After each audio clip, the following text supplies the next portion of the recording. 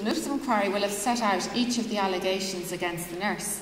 So the report, which will ultimately be furnished to the on-board alternate, will go through each allegation to determine whether each allegation is proven or not, whether the facts of each allegation were proven. And if the facts were proven, do they amount to professional misconduct? Or, you know, if for example it's a disability issue, is that nurse unfit to practice by reason of the disability? Once they have gone through each allegation, deciding whether the facts have been proven, whether it amounts to professional misconduct, then at the conclusion they make recommendations for sanction. That report is then furnished to the nurse, and it's also brought before a full meeting of on-board alternate, and they consider the report. The nurse is given an opportunity to make submissions before a final decision has been made. The board make the final decision, so you know, it may be possible to change their minds to some degree, but they also decide the final sanction. The committee only make recommendations as to sanction, the board make the final decision as to sanction. So what sanctions can be imposed by on-board alternate? Well, they can take a nurse off the register of nurses, so she can have to cease practice. They can suspend her from the register of nurses. They can attach conditions to her registration. The type of conditions would be attending training courses, attending doctor, going for a random urinalysis, you know, having some level of supervision. They also can advise, admonish or censor. Advise is at the lower end of the scale, censor is the more serious end of the scale. These are noted on the register of nurses, so going forward in time, your name will be there on the register of nurses with a finding against you and the sanction. So it'll be 2011, Ruth O'Connor sanctioned, erased from the register, or the conditions attached, or whatever the case may be. Generally, on-board alternate will publish the outcomes of any inquiry. It's in a rare case that they would not wish to publish, and I think you generally see them on the website or in the journal.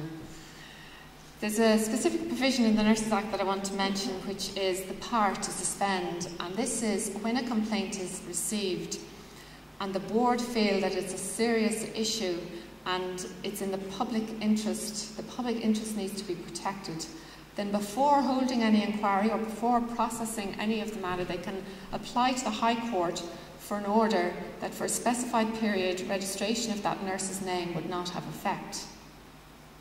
So they would receive a complaint or an application for inquiry. They would look at it and say, well, this is a serious issue.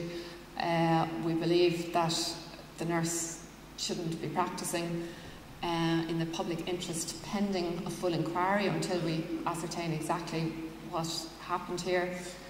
And they would hold a meeting. The nurse is given an opportunity to go in before that meeting, and she can make submissions to the board in relation to whatever the complaint is, and then the board will, if they feel it's in the public interest to do so, they can apply to the High Court to suspend that nurse pending a full inquiry. It's a fairly draconian measure. I'm conscious that I've 5 minutes to go. I just wanted to just briefly touch on the Nurses and Midwives Bill. It hasn't come into force yet, and you should be aware that there are now expanded grounds of complaint in the new Nurses and Midwives Bill. Professional misconduct, which is obviously the main issue, is obviously still there. Again, it's not defined, so you're relying on the body of case law, going from the O'Leary judgment to the Perez judgment, all the issues that I've discussed there about competency and all of those types of issues which can amount to professional misconduct.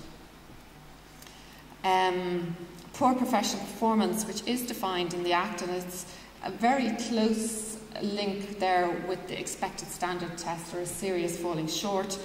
because it's defined as a failure by a nurse or midwife to meet the standards of competence, whether in knowledge or skill or an application of knowledge or skill or both, that can reasonably be expected of a registered nurse or registered midwife, as the case may be, carrying out similar work.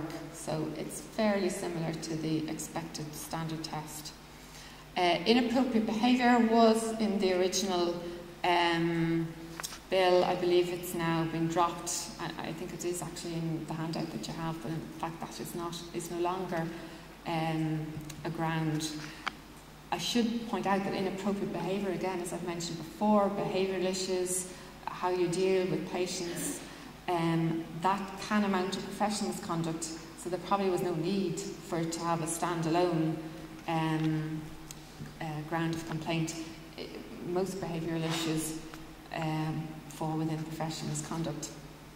The other ones are failure to comply with a condition, failure to comply with an undertaking specified under the Act, a contravention of the Act, an irregularity in relation to the custody, prescription or supply of controlled drugs under the Misuse of Drugs Act or another drug, or a conviction in the state for an offence that may be tried on indictment. So the grounds of complaint have expanded. You had 2 grounds and you now have, I haven't counted them, but there's certainly 7 or 8 of them there.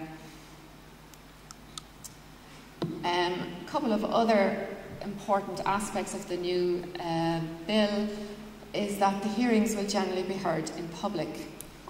Now that's the full inquiry. It's not the initial stage when the complaint is received and you make a response and you put in a statement. But obviously if the matter goes to a full inquiry, then the full inquiry will be held in public. In most cases, obviously there's provision for it to be held in private in certain circumstances. The Fitness to Practice Committee will have a majority of non-nurse or midwife members. I think all professional bodies are now heading that direction, but it also means that you're now more dependent upon experts in presenting cases before any inquiry, because obviously a non-nurse or a non-midwife member may not have the experience that a nurse or a midwife would have in dealing with ordinary issues that arise at ward level. So there would be generally, while expert reports now are fairly rare in any of these because the committee is comprised of nurses and midwives, going forward when you're dealing with a lay majority, I think expert reports will be required in pretty much all cases. Mediation provisions are now contained. It would be nice to think that a lot of these cases could be mediated, but in fact my experience on these is that mediation provisions are rarely, if ever, called upon. I think that is the conclusion. I'm anticipating perhaps one question maybe that arising from this morning's discussion in dealing with perhaps staff shortages and how do you practice and how do you protect yourself. I mean, I've heard, there's difficulties with staffing levels and all of that. It still doesn't get around the difficulties that you would have in dealing with fitness to practice matter. A nurse has to practice at a professional standard. They must prioritise their work. If there are issues with staffing levels, then I believe the INMO have a disclaimer form, and I would suggest that nurses or midwives should complete the disclaimer form, send it in to their employers. They need to keep a note and a record, and I can't emphasise enough the notes and records, because these are the things that if you ever get before an inquiry, you're going to be relying upon your own notes and your own records in your defence. So if you have made submissions, if you have recorded the fact that you're unhappy with staffing levels, these are factors that have to be taken into account in dealing with an inquiry or a complaint against you. At the same time, you have to provide a level of care, and it doesn't, just simply because there's staffing issues doesn't mean that you can walk away from the situation and say, well, I can't be subject to an inquiry because there are staffing levels. You still have to work within your scope of practice and practice at a professional standard. I think that's the conclusion. Thank you.